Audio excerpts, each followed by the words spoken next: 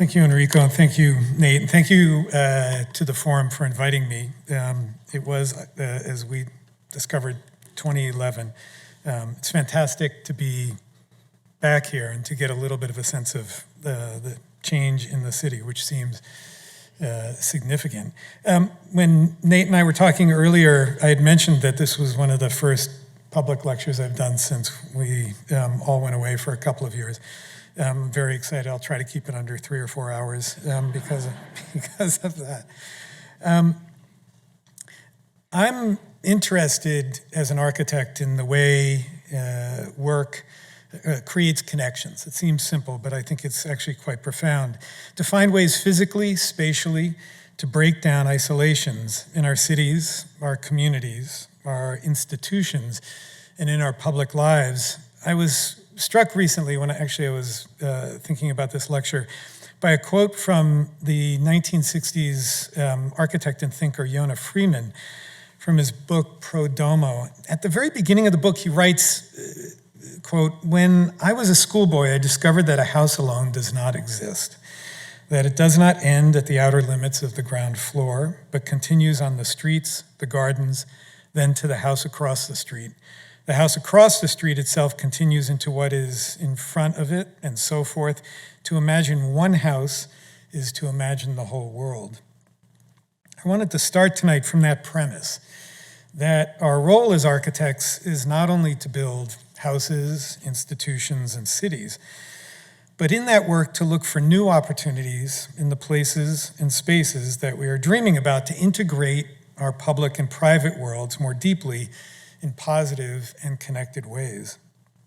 I'm going to share a range of project types and scales tonight, but in keeping with Friedman's premise, I want to start with a house. About 15 years ago, we completed a house for the two painters, Larry Pittman and Roy Dowell, in the foothills of the Angeles Crest Forest, located right at the edge here of right at the edge of the mountains in their quintessential rugged geography. And the other quintessential Los Angeles landscape, the sprawl of single-family houses. It really navigates those two worlds.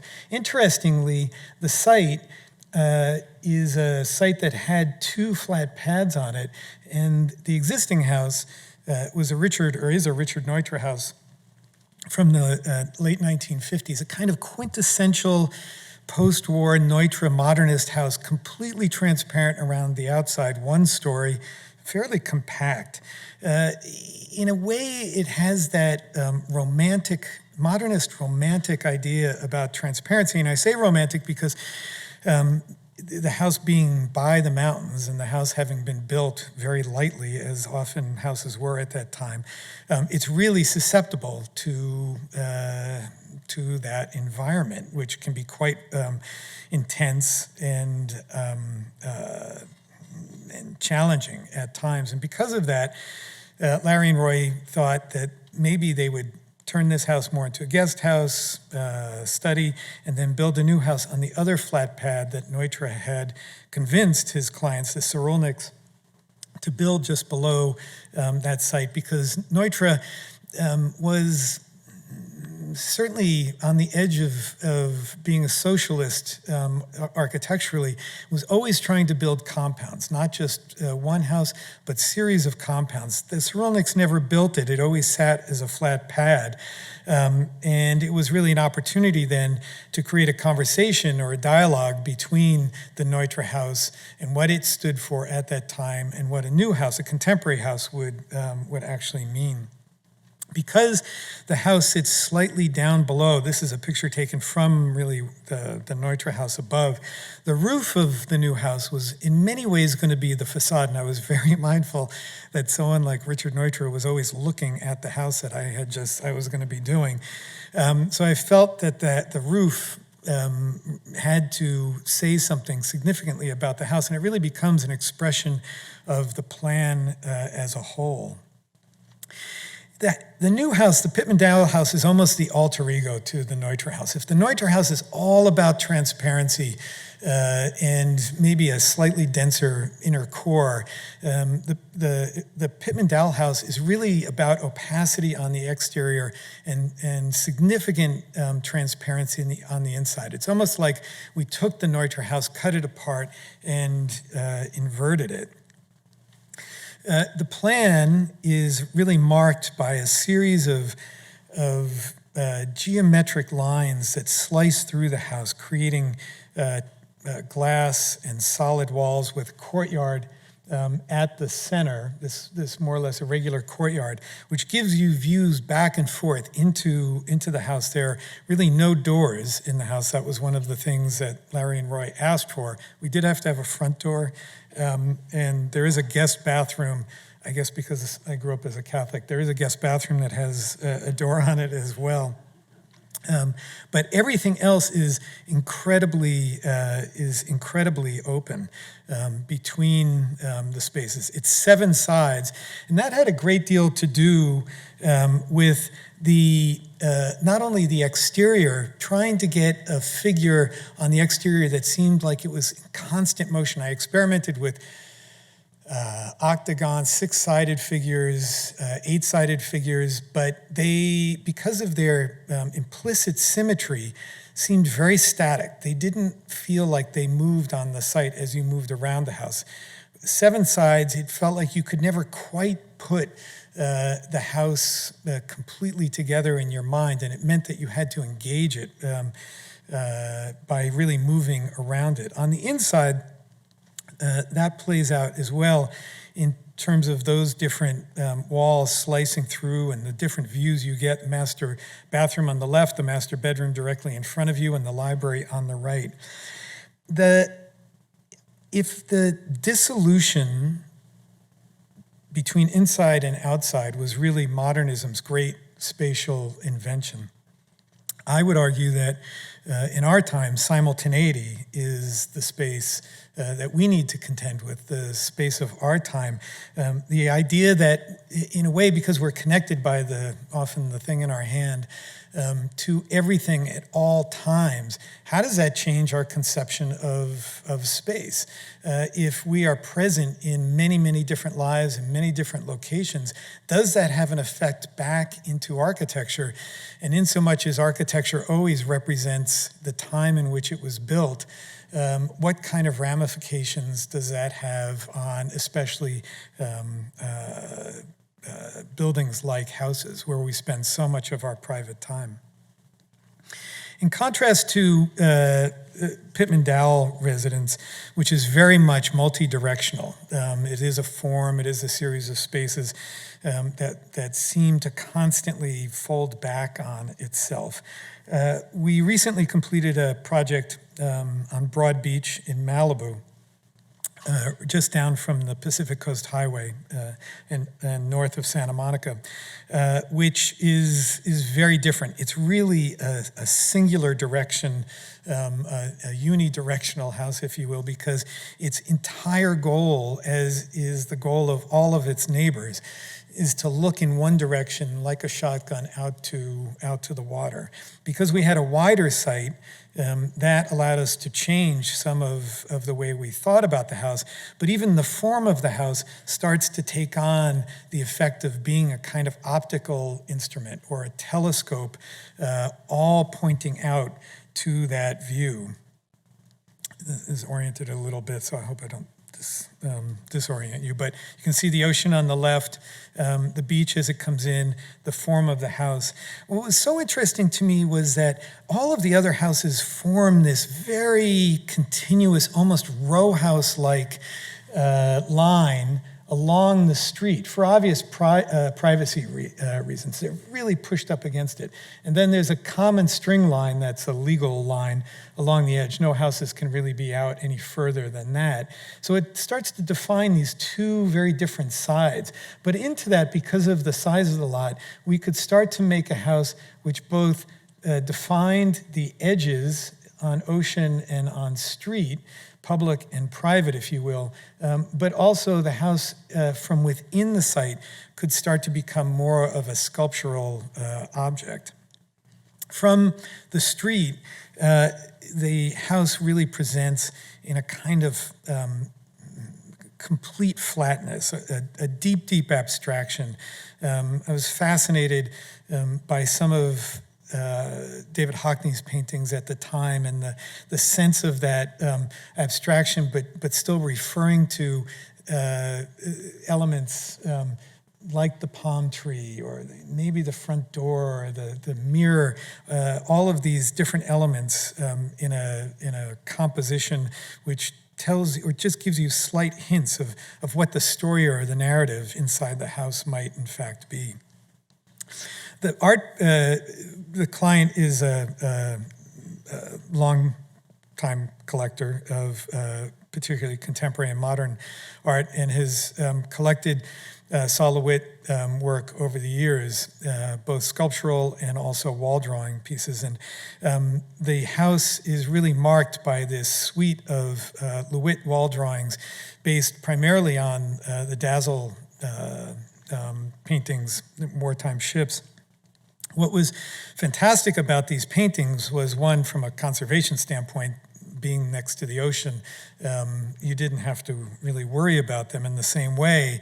But they really, I felt like, dealt with the idea of the house, the inside of the house being completely taken over by these optical paintings, reinforced the idea of the house as a kind of optical instrument, that seeing and your view was really what the house was about, and what the conversation was, the implicit conversation between the art and the architecture. The section is quite simple. This is a really simple rendering of it. The street is here. Pacific Coast Highway is up a little bit further. The ocean is over here. There's a berm that runs along the entire beach in case any rogue waves come in to the houses. And that means that the majority of the house and the views are up on the second floor, where you look out over the berm. At the lower level, there starts to be other living spaces, courtyards, but also guest rooms at the back. One of the challenges with many of these houses is that really only one bedroom gets the view normally. The guests tend to be looking out at the small side yard. But because of the size of the lot, by lifting the house up, all of the guest rooms can sit along the lower level and see all the way through the house, underneath it, to the ocean. So in effect, everybody gets that water view.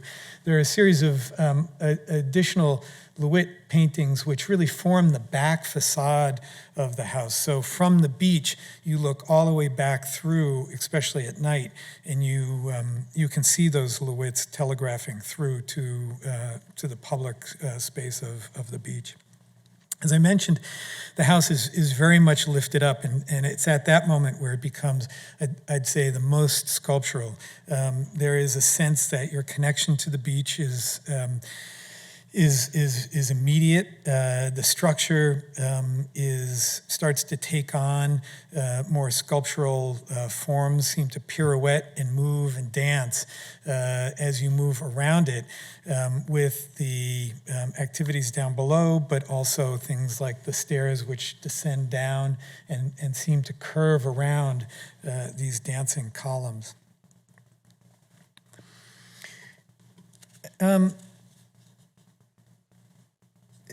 One of the very first projects that I started working on when I started the office, very early on, was the Hammer Museum, remaking the Hammer Museum with Annie Philbin, the director, in Los Angeles.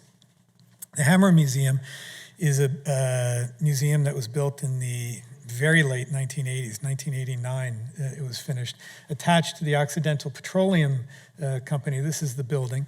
It was one of Ed Barnes' later buildings, which I've been, in some ways, I feel like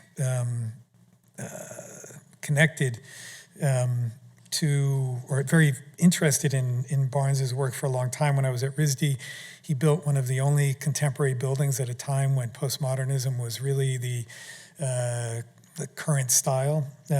We've done exhibition design over the years, and we designed the Carnegie International a number of years ago, which is in a number of buildings at the Carnegie Museum, but one of them is a building that Ed did.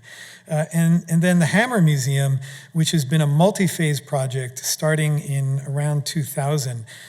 We are now just about to finish our 7th phase, which is meant to be the last phase in March.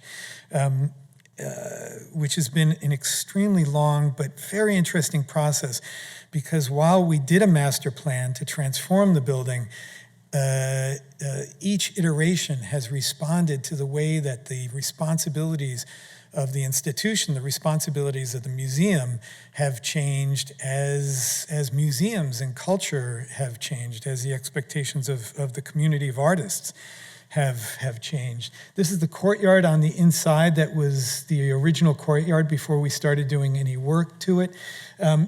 It's a rare space as an interior courtyard in Los Angeles. They don't really exist in contemporary buildings, but almost nobody used it. And soon after the building was built, Armand Hammer passed away. The museum really started to fade from view. And when I told people we had gotten the project, the reaction from most people was, oh, we thought it was actually the parking garage for the tower up above. Very few people went to it, which was really the challenge, how to find a way to invigorate the museum, even though we really didn't have much of a possibility to change the exterior. That was part of the agreement with the foundation and with the Occidental Petroleum Company. So most of what we have done over the years has been to work within the boundaries of that outer wall. We've added, almost doubled the amount of public space within the building, and added a wide range of programming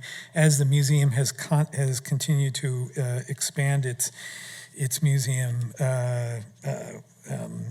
program as well, to deal with the question of what would the future of the museum actually be. Really, the transformation starts at the courtyard.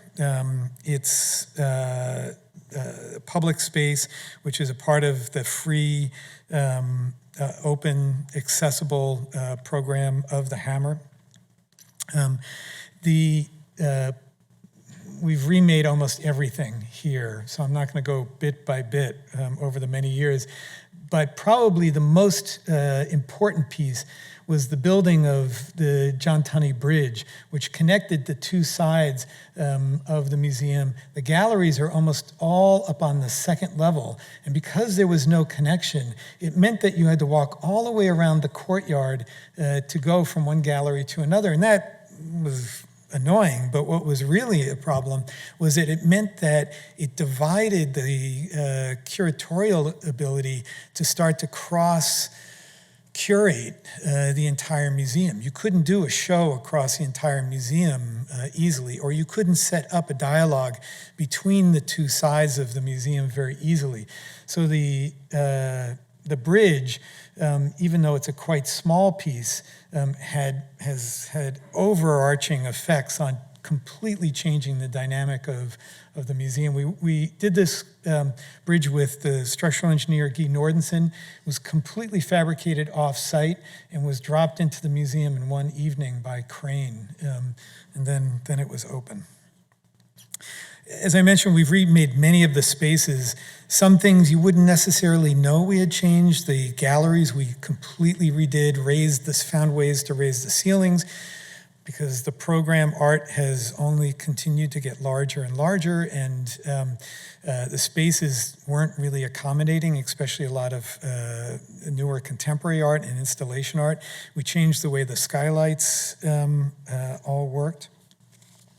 But I think one of the most important things that happened at the Hammer happened very early on and has continued to be foundational in terms of the work that we've been doing. Annie, when she came to the museum, said something very specific, that she wanted the Hammer Museum to really be first and foremost, before anybody else, to be the home for artists. That this was the place that the artists should feel like it was their place. And if we did that right, and created that ability, then everything else would happen. The audience would happen, the connections to other institutions would happen. And I think that's been largely right.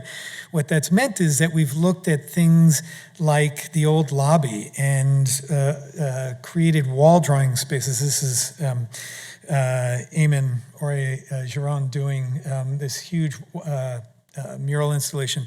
The murals change about every 6 weeks, so that the lobby that faces out to Wilshire Boulevard is a facade of constantly changing activity and art. Or big pieces, the Lynbrook Terrace, which can be completely closed or open to the inside terrace, can have pieces like Rafa Esparza's piece with these large cast bricks in that space. So it has the ability to deal with very curatorially sensitive and delicate work, and also very tough and imposing work in the museum. An early part of the project was to build a new theater in the museum. It did not have one. There's a 300-seat theater. The Billy Wilder Theater was given by his family. The Wilder Theater is a jointly programmed with the UCLA Film and Television Archive, which is the third largest film and television archive after the Library of Congress and MoMA. It's a space that really has a huge range of activities. It does film, everything from the earliest nitrate film to the latest digital film, but there are performances, dances. I saw Ricky Jay do card throwing here. It really expands what the Hammer does in terms of its outreach to the community. And increasingly, there are other spaces that have become hugely important. All museums now have cafes and restaurants, but the Hammer has recently created a new cafe in collaboration with Alice Waters, which is a true extension of her farm-to-table ethic. And the courtyard is, in a sense, starting to become this growing space and a teaching space for the university because of what they're doing in the museum. Jorge Pardo did the interior ceramics that form the backdrop in that space, and you can see it spills out into the courtyard. Really, the goal was to make a space that had that kind of flexibility, but would allow for the institution to meet their mandate. Their mission is to believe in the power of art to illuminate our lives and to build a more just world, accessibility, equity, and diverse programming. And I think that goal of creating an institution which has a form which is nimble enough to accomplish that has been really the accomplishment at the Hammer. The pressures on how arts institutions continue to connect to, evolve, and formulate their connections to larger communities really is a significant part of our work, and it extends to things like education and university work. We recently completed, just before the pandemic, the Moody Center for the Arts at Rice University, which is located at a gateway on the campus. If you know, that campus really sits in the midst of a series of residential units or residential neighborhoods, and has a fence that really wraps around that outer perimeter. And one of the goals has been to start to break that boundary, or the perception of that boundary, down from the outside in.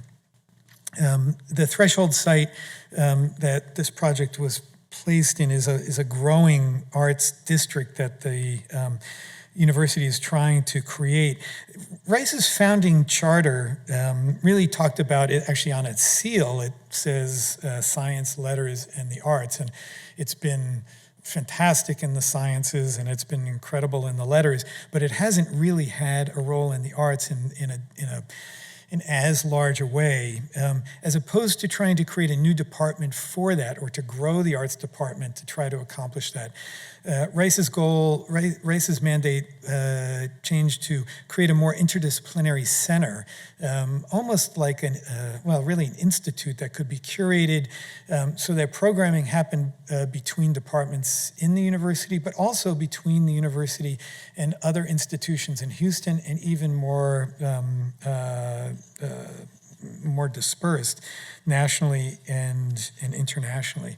The building is quite opaque up above. Most of the programming, things like digital arts, happen up above, classrooms happen up above, but the ground floor is very, very transparent as you move around the campus, with the goal of the activity that happens on that, the making spaces, the exhibition spaces, that they feel very connected to the campus as you move around. As an idea about an interdisciplinary center, I was thinking that in a lot of ways what they were talking about was that the building was a campus itself. And that was one of the questions. Can you make a singular building that actually replicates many of the mechanisms that go on in a campus between the learning that takes place in the buildings and then the informal learning that always takes place between the spaces between the buildings? And this is a figure ground of the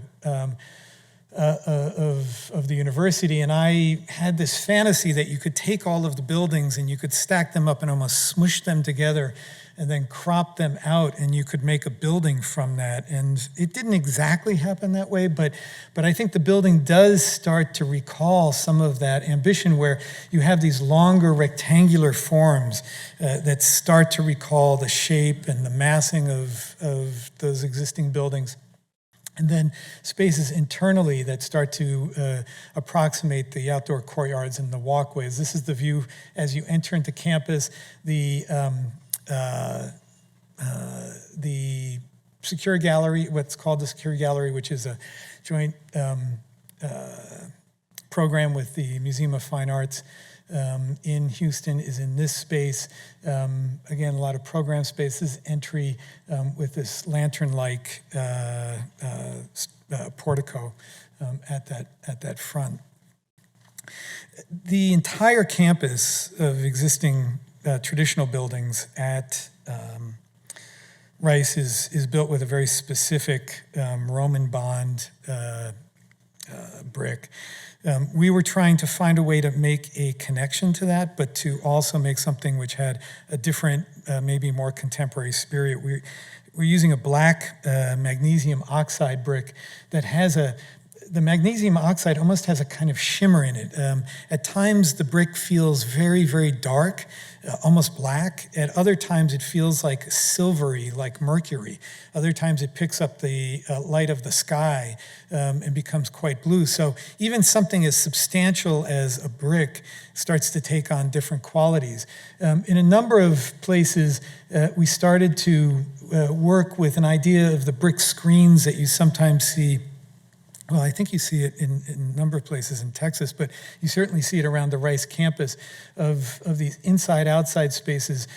But as opposed to those being load-bearing, here the screens are hung in tension, so they almost feel not exactly like a curtain. They don't move, but they give you that scrim-like feeling where the building moves from a more higher solidity, more solidity, to something which feels a bit more ephemeral and gives you a sense of life and light inside. The plan of the building, as I mentioned, really does try to recall a sense of movement between these larger programmatic spaces with the overlay of building and pathway and campus and choreography of that. And those program spaces run the gamut. They're everything from classroom spaces, stairs that become informal, impromptu lecture spaces, black box theater where the whole floor can be cleared out for performances, and things like machine shops and wood shop, which are right out on the campus. So these things that you might normally think of as back of house become very front of house. This is a picture of the collaboration gallery with the Museum of Fine Arts, which has a fairly intricate series of skylights that come off of that clerestory to mix the light and diffuse it, so you still get the richness of natural light, but of course without any of the issues of direct light in the building. We finished also, well, actually, we finished during the pandemic. We finished a number of projects during the pandemic, which I'm only now getting a chance to see, which is unusual. It's like going to visit your first uncle who you've actually never met before after years. A project in Winnipeg for the Winnipeg Art Gallery. It's a new center called the Inuit Art Center, named Kaumayuk, named by the Inuit artists and elders who were part of the council that were advising the project all the way through. It sits, the existing Winnipeg Art Gallery is here in this triangular shaped space. Our project is at the kind of end or the shortest of the legs of the triangle. There are important buildings around it, including the provincial headquarters, Memorial Park, this is Memorial Boulevard, the Hudson Bay Company, which played a very heavy role and complex role in the story of Indigenous art in Canada, and then the growing University of Winnipeg campus as it's moving towards that site. The existing Winnipeg Art Gallery is a building from 1970 by Gus DeRosa, an architect who won this project, Canadian architect, in a competition. It's interesting because it predates IMP's East Wing in Washington by about 5 years, and they share some similarities. It's quite interesting to see or think about the two of them together. But you can see the provincial headquarters here, and our building was going to be right at that back. The building, of course, and the story of Inuit art, in this case, again, the largest collection of contemporary Inuit art in the world, is an intense one. There's a deep and troubled history of that culture in Canada that is a point of very emotional discussion that continues today. This project was going to be an important part of that conversation and has really played a role in that conversation. Even though it opened during the pandemic, it continues to. One of the questions was how to find the right identity for the new building, even though it was going to be, in a sense, connected to the existing Winnipeg Art Gallery. My goal was to try to find a way to allow both the existing WAG to maintain its original identity, for the new IAC to have its own particular identity, and for them, in a sense, to have a relationship that made the two of them somehow stronger. We went through many models. Much of my work is in three-dimensional physical model, and especially in work like this, when you're trying to figure out how to add to something or to be next to something which has a long history in a city, I find that the working in 3 dimensions from the very beginning starts to, it gives you a much fuller sense of what those relationships could potentially be and what the issues might in fact be. You can see the building here is nestled into what was the back of the existing WAG. Interestingly, even though it was a triangular shape, it was really quite two-dimensional. 2 sides were public and the back was just largely forgotten. This building, the new Inuit Art Center, now I think starts to give the building its full 3-dimensional quality with a face to every direction of the city. The form is this quite fluid form in contrast to the faceted form of the existing WAG, made out of white Bethel granite bricks. So it has a texture as you get closer as well, captures the light in quite beautiful ways, that northern light that you find in the plains, and then floats above the street, that heaviness really floats or seems to float off the street with a real transparency. Real transparency at that ground level. The plans, each level has a very different programmatic component, from the lobby, which you'll see in a second, mezzanine, which has learning center and library, up to the main gallery, which is in contrast to a more traditional rectilinear gallery. The Inuit artists were very specific that the gallery in their culture could have no right angles and really should represent as much of a fluid space as possible. And then the roof with its series of skylights. That space, that form, the gallery as it floats above, again, opens that highly transparent interior with the collection in the visible vault, a glass vault, which comes up from the lower level vaults and feels like it comes all the way up into the gallery up above. What's most important here is that even if you're not entering the museum, even if you haven't gone to admissions, which we pushed very far into the museum, you still have the possibility, if you're just driving by, going home, picking up children, to be connected to some sense of the activity and the life of the gallery and the art on the inside. So the building in that way tries to create a conversation with the city in direct ways, of course, but also in informal ways. This is the vault. Because most of the work are stone sculptures, it doesn't have quite the same light conservation issues. So they can be in this large glass vitrine, which has a series of floors connected by a small elevator and stair. And the curators and conservators work in this space so that the work back of house, which is very often hidden from the public, starts to become really more a part of the life of the museum at the front door. As you spiral up, there are spaces as you move up the mezzanine to the upper level. The theater in this case has a big curtain which closes all the way around it, but when it's open, feels connected to the lobby and also directly out on the street. And many times the talks that go on are happening in full view of the street. One of the challenges was in thinking about the gallery and where the art was made. I think often that work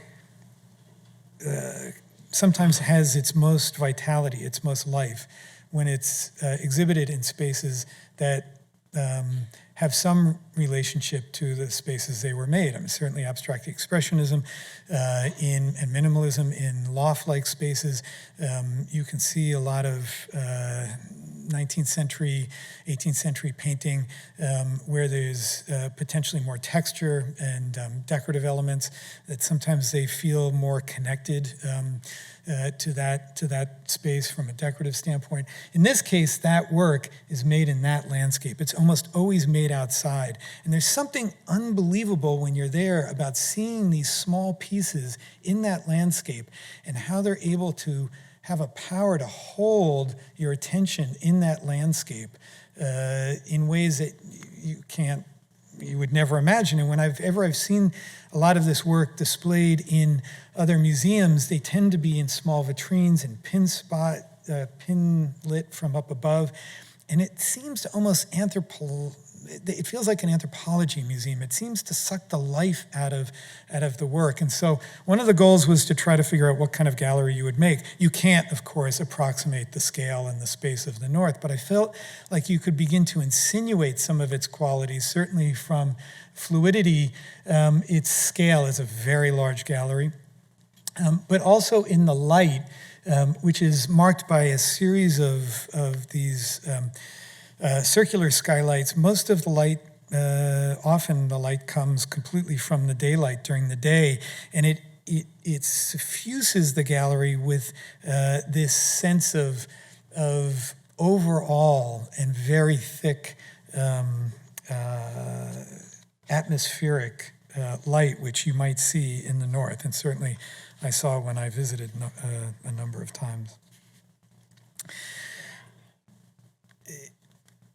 our work, as I talked about a little bit in the beginning, and Nate and Rico touched on during the introduction, has a range, and I think connects to this idea of what role architecture has in our cities and our culture as a whole. We've been working for the last 15 years, really a significant part of our work has been around housing, where the challenges of affordability and equity and sheer numbers of housing units necessary in cities, especially like Los Angeles, to attack that deficit, makes housing one of the great existential crises, I believe, for contemporary cities, especially in Los Angeles. We've been working over those 15 years, really since the beginning, with a number of groups, but one in particular, the Skid Row Housing Trust, a private nonprofit, building permanent supportive housing. They were really a leader, originator of this concept, permanent supportive housing for formerly homeless individuals. Permanent supportive housing is exactly what it says it is. It's permanent housing. You can live there ostensibly for your entire life if you get one of the units. And the supportive part is especially important because it's where supportive services are brought into the building as opposed to the residents trying to have to go out and figure out where all of those pieces of their support network are. We've done 5 projects. The second of those projects was Carver Apartments, completed about 12 years ago. It's 98 studio apartments.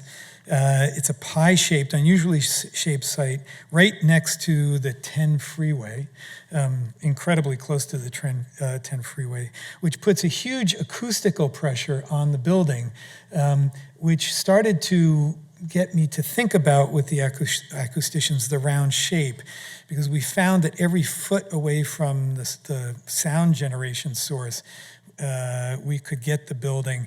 There was a commensurate drop in the decibel level, and that had a huge effect on even just the cost of the building. But interestingly, it started to put the building in this kinetic motion relationship with the cars as they were going by. So the building starts to become much more visible to the community in Los Angeles just driving by the building. They're 2 very different plans. The ground floor has a series of what almost feel like perspectival skewers, not so differently let's say related to some of the ideas in the Pittman Dowell residence, transferred here to multifamily residents that connect through between alleys and streets and make the ground floor feel more urban. But as soon as you get up into the upper levels, the housing units form this unraveling spiral, where you get some glimpses out to the city, but is quite compact around that central atrium. I was fascinated by that lower level and the connection to the highway. Highways and infrastructure are clearly changing in all of our cities. I was thinking about the park across from the museum and how that's totally changed the city here. Los Angeles is, of course, a city of infrastructure and highways, but as cars change, or the role of cars change, as we rethink the cities and rethink the role of infrastructure, inevitably, we may be able to start to connect and push together different program types. And here I was even thinking, maybe a little romantically, that eventually maybe housing and mobility start to become more closely intertwined. As you move up from the building, there are a series of social spaces, community spaces within the building. They're not all at the ground floor. They happen at different levels so that they're more intertwined with the community up above. The courtyard is really a social space. The stairs start to bring you up. It's a place where the community often gets together. On the inside, these are the stairs that lead up, have a strong sculptural feeling as well. As you look up through that space, it's completely open air. And the fins are not decorative completely. They hold the structural tensile supports. They they carry all the rainwater. There's a methane issue on the site, so there are methane vents that exhaust up through these vents. But they also start to bring the light down. They act as reflectors to make the sky feel more present in that space. And looking up, the circle of the sky changes constantly. And while I wouldn't pretend to say that it's similar to what Terrell is trying to do, it has some of those same effects of putting you in a relationship to a changing quality on a daily, weekly, yearly level that makes that inside space feel like it is constantly evolving and breathes as a kind of life on the inside. I mentioned the spiral spaces as they climb up through. One of the most important is one of the most prosaic. It's the laundry room and TV room for the community, where people always go. They're two of the spaces. I've spent more time in these buildings rethinking the laundry rooms, because it's actually the place where everybody in that community comes together on a regular basis. So something that simple becomes a linchpin of how you tie or start to create the possibility of community. But it also has another effect, which it acts like a porch. It's intentionally at the same level at the third floor as the highway, the 10 freeway, so that at times when people are passing by, or just as often when they're stopped in traffic and looking in that direction, which is probably more often the case, there's this moment where there's a possibility of two communities which never see each other to see each other. And I don't think that changes the equation between homelessness and the city, of course. But that idea that architecture can help start to structure an interaction between communities that are often divided from each other, I do think has an effect on the possibility of that conversation going forward in positive ways. The fourth project that we made with the Trust is probably the most ambitious of all the buildings with the Trust that we've done, Star Apartments. It's back on Skid Row.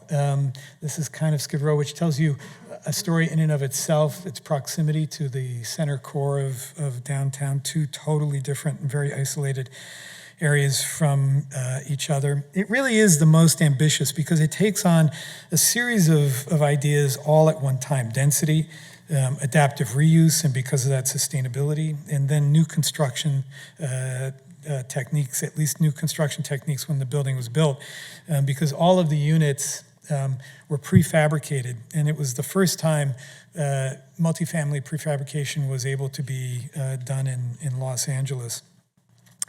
We brought in all of the units and stacked them all in 2.5 weeks after the tray was built.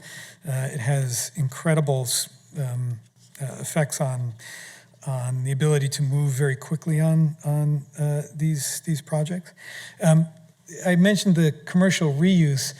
We took that building and pulled the skin off of it, kept all of the bones, and reused it as the base of the building, to a large extent to try to begin to say something in the city about not having to, even with a one-story building, constantly scrape a site clean and erase parts of the city, but start to maybe lay over or palimpsest new ideas about the city with existing fabric.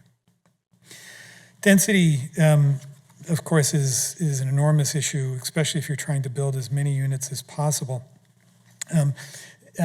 For a long time, that was not a question in a single-family residential sprawl city like LA, but it is now.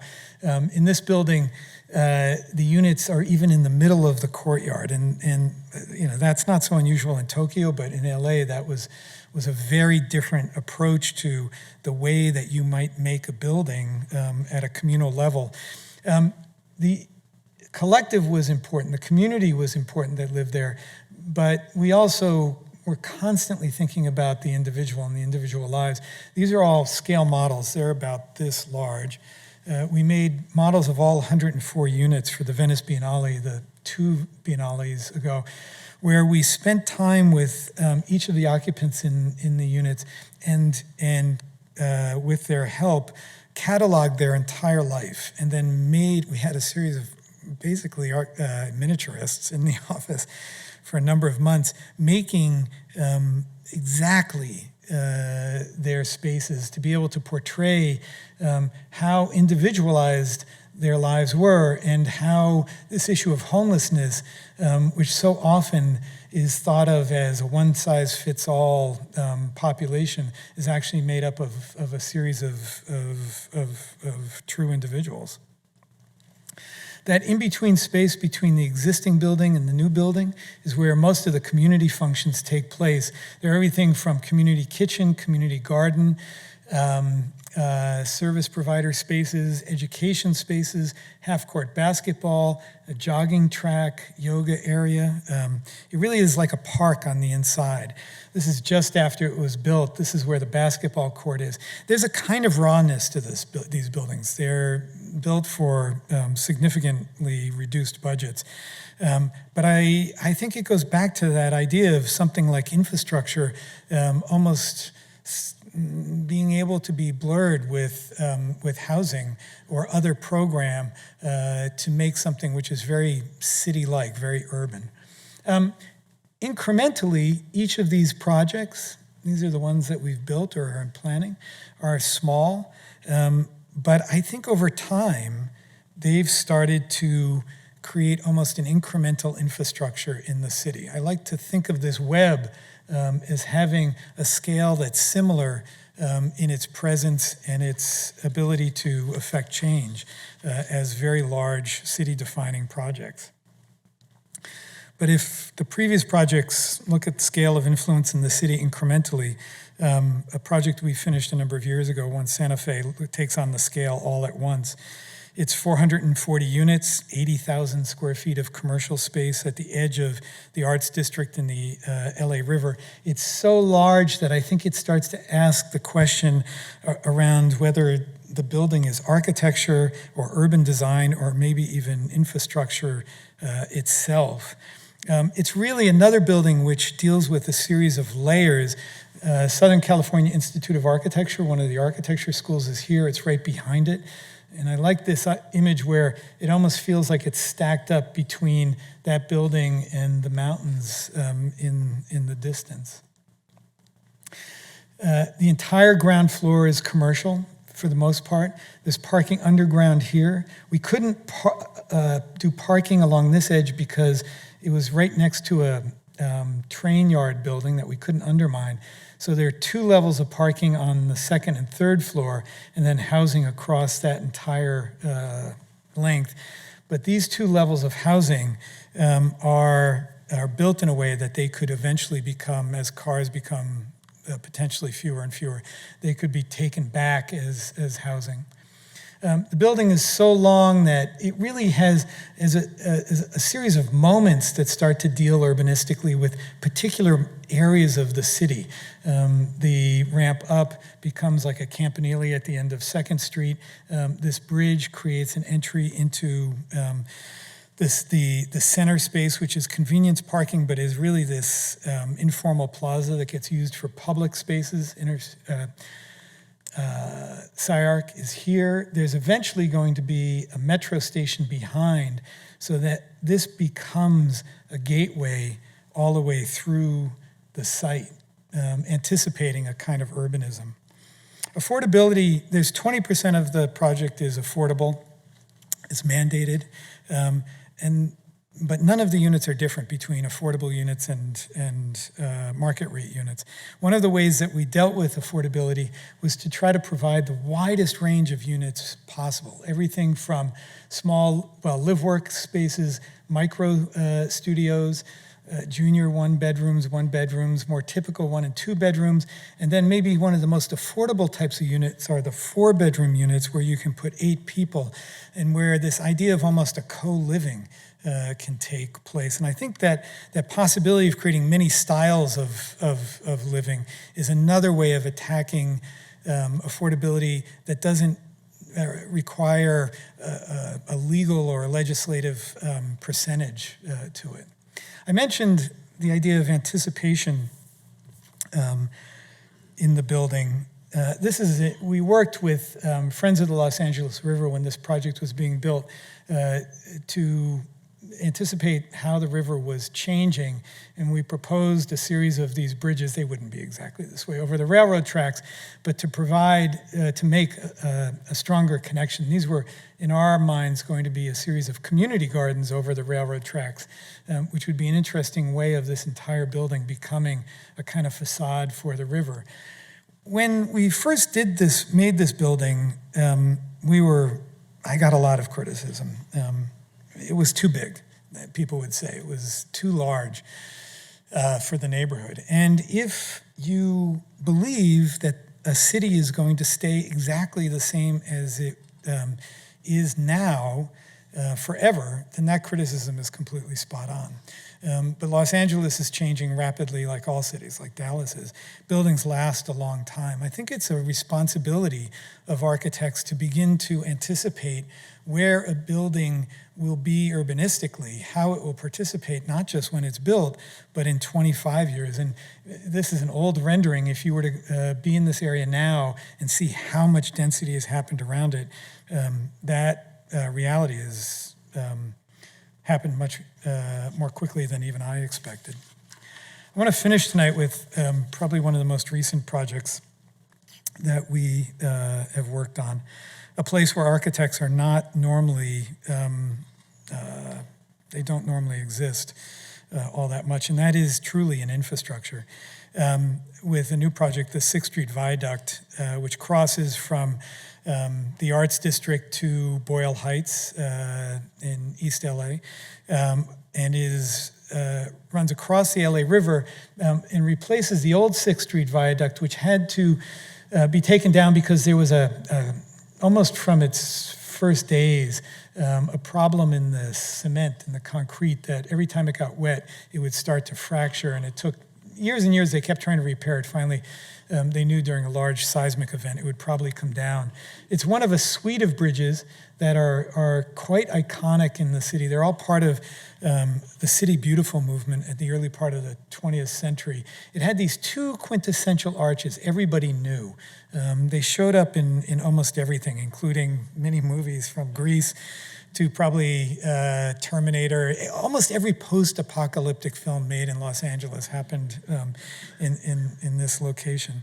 But those two arches were icons for the community, especially in Boyle Heights, a largely Latino community, very vibrant community, but one who thinks of the bridge in some ways as their own. They're linked to the city as a whole and a part of the deep, deep memory of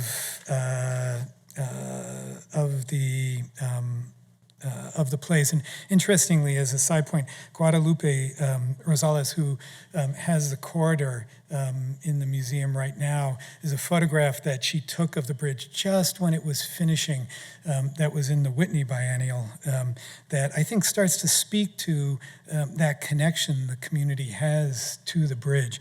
It's an extremely animated form that we made, taking those two arches and amplifying them into a kind of ribbon of arches, saying something not just about the span across the river, but actually maybe less about the division and more about the connection between those communities.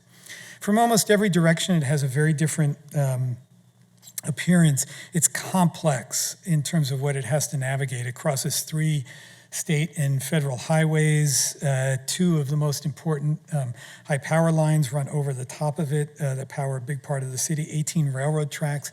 The Los Angeles River, which is controlled by the Army Corps of Engineers. It's like a section through the history of power and control in the city.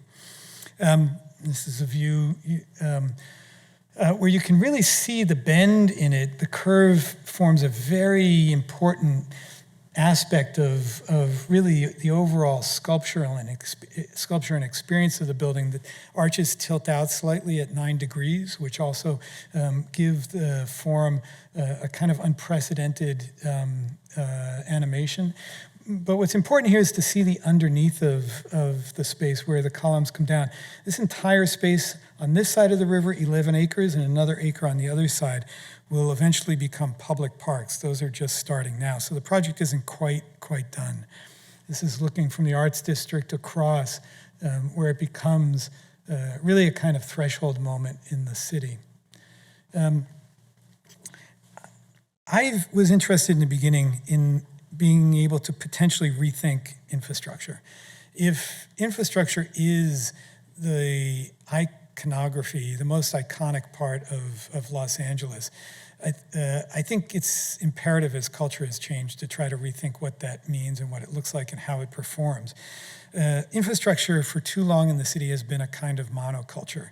It takes cars mostly from one side to another and increasingly not so easy a way. I think it's important to try to see if infrastructure can start to move from that model of monoculture to one of almost a kind of multiculture of use, especially given how much we spend on it, and creating connections, which you start to see here through the ramps, stairs down to the neighborhood, to find ways to make it not just cars, but bicycles, mass transit, pedestrians, joggers, families, but to create things like park space in neighborhoods where there is very little park space, starts to create, I think, a role and an ambition for infrastructure where it can move from something which is too long sliced apart communities, divided communities, to one that actually has the ability to produce